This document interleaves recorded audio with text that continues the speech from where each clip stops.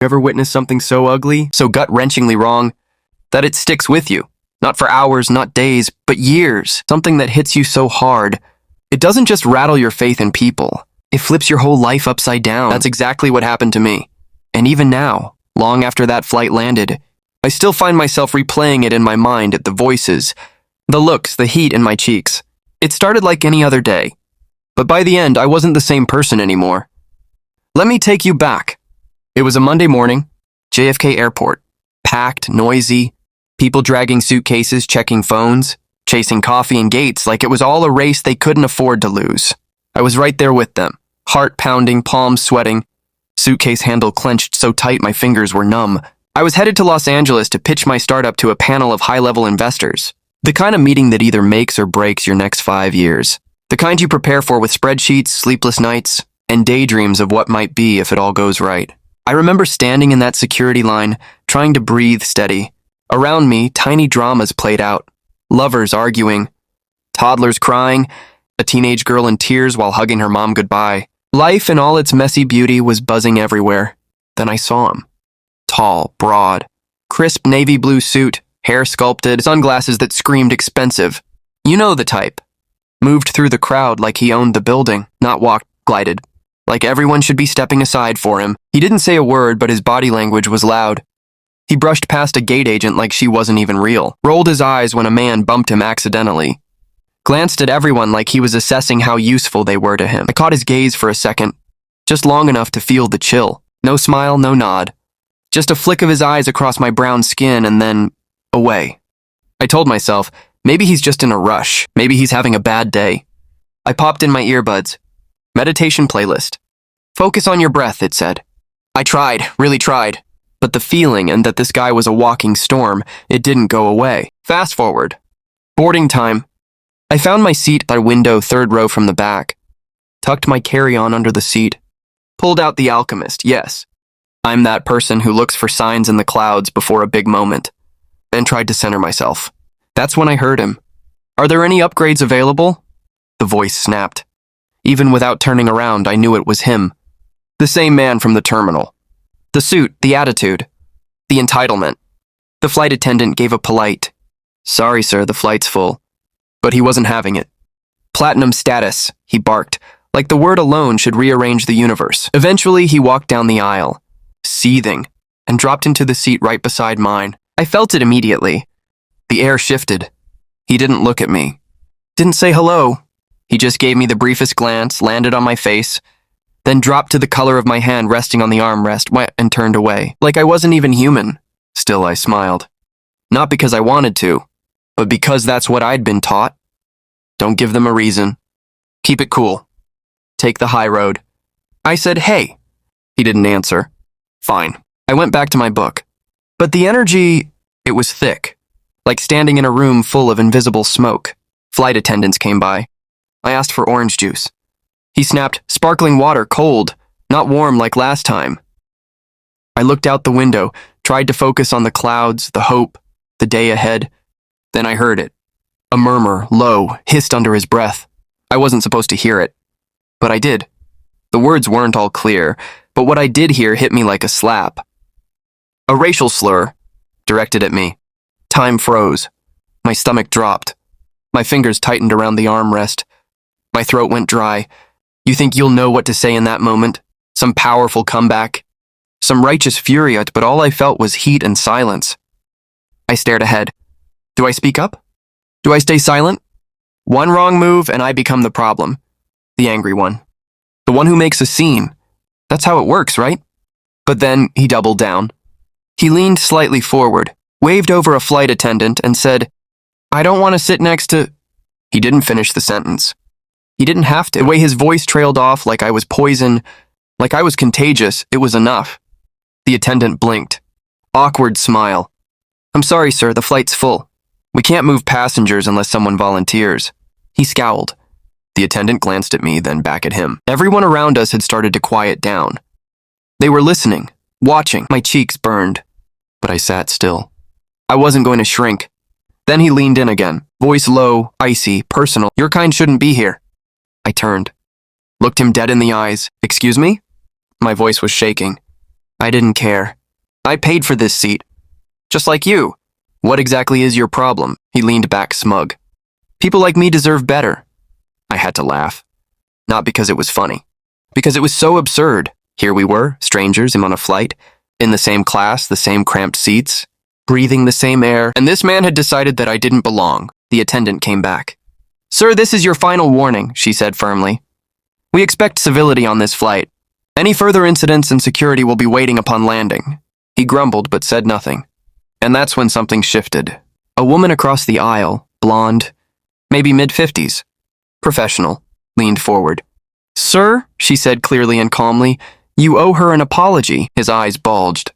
Mind your business, he snapped. Her name, I'd later learn, was Shelley, but right then, she was everything. Courage, compassion, allyship. He huffed, rolled his eyes, muttered more nonsense. Then, a voice behind me.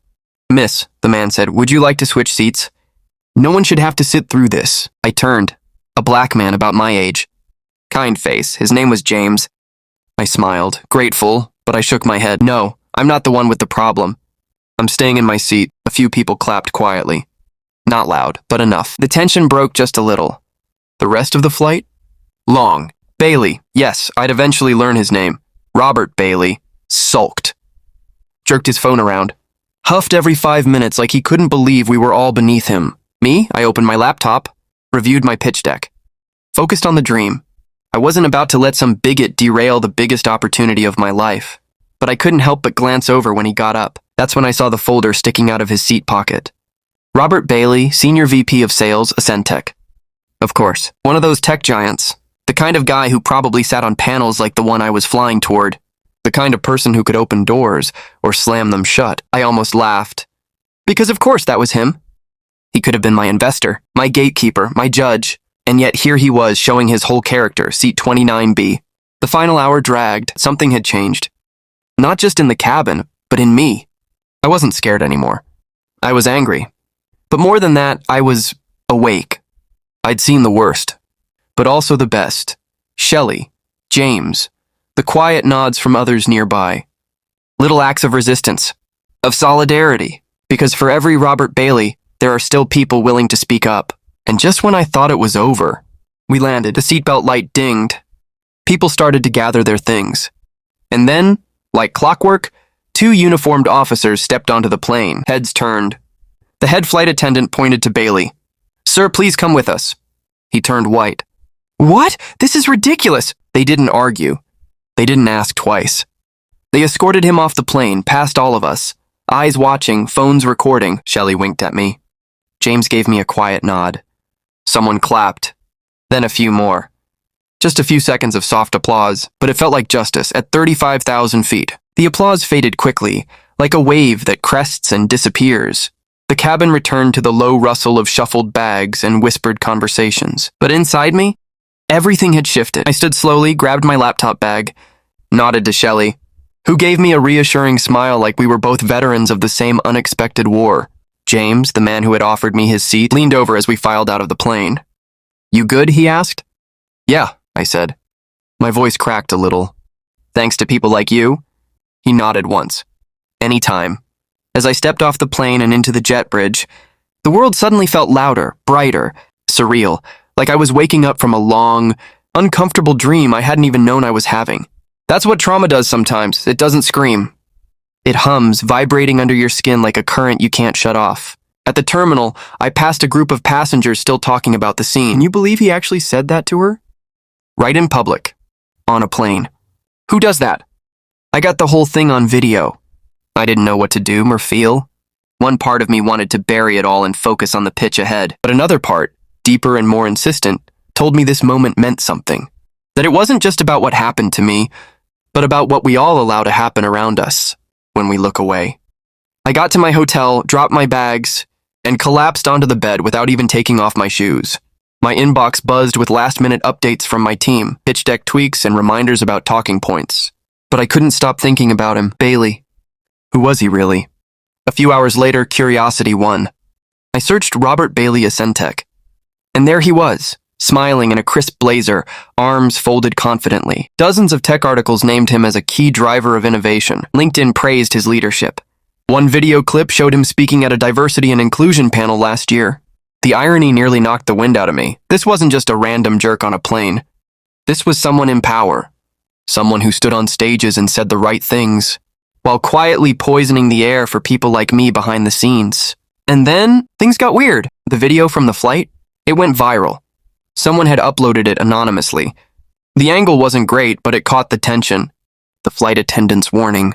Shelley's voice saying, "You owe her an apology," and then the police escorting him off. The comments were fire. This is 2025. How are people still like this? That woman handled it with more grace than I ever could. Bailey's done. Can't wait to see a Centec try to spin this. I didn't say a word online. Didn't share. Didn't comment. But I watched. And a few days later, the spin came. A Centec issued a statement. The usual corporate PR cocktail. Vague enough to cover liability. Performative enough to please headlines. But behind the scenes? The floodgates opened. I received messages, dozens, then hundreds.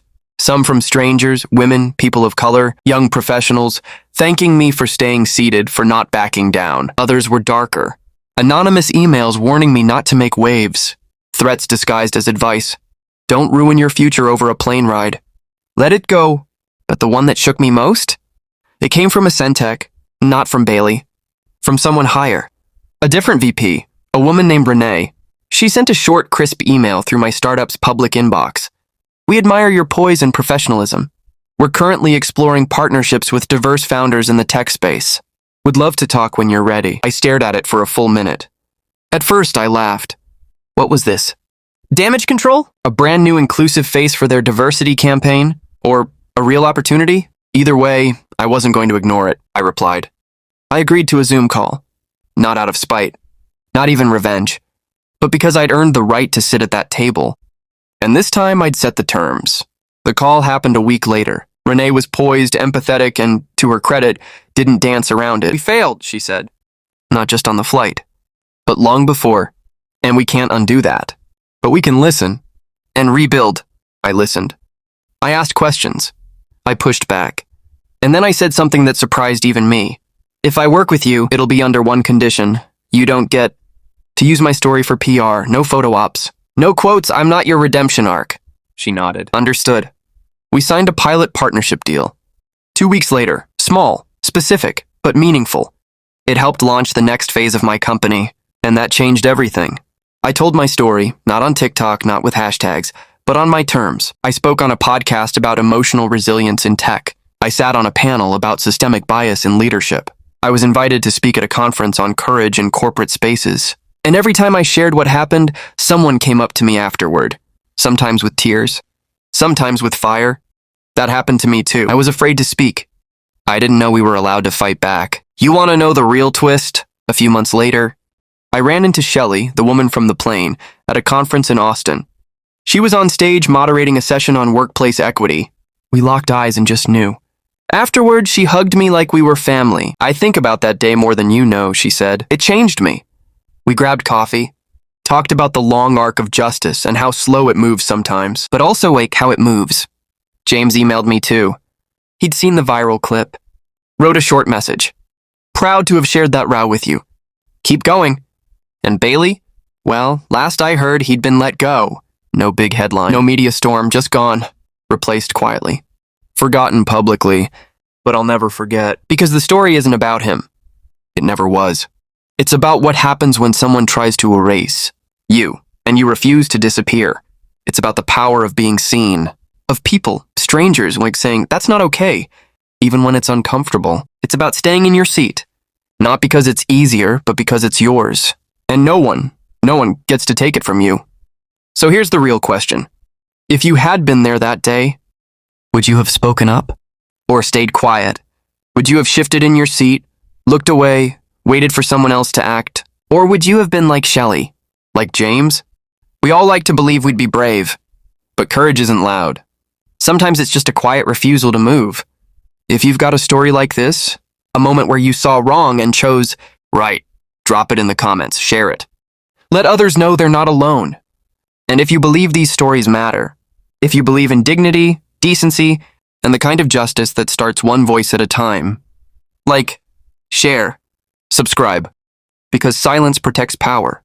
And stories? They break it.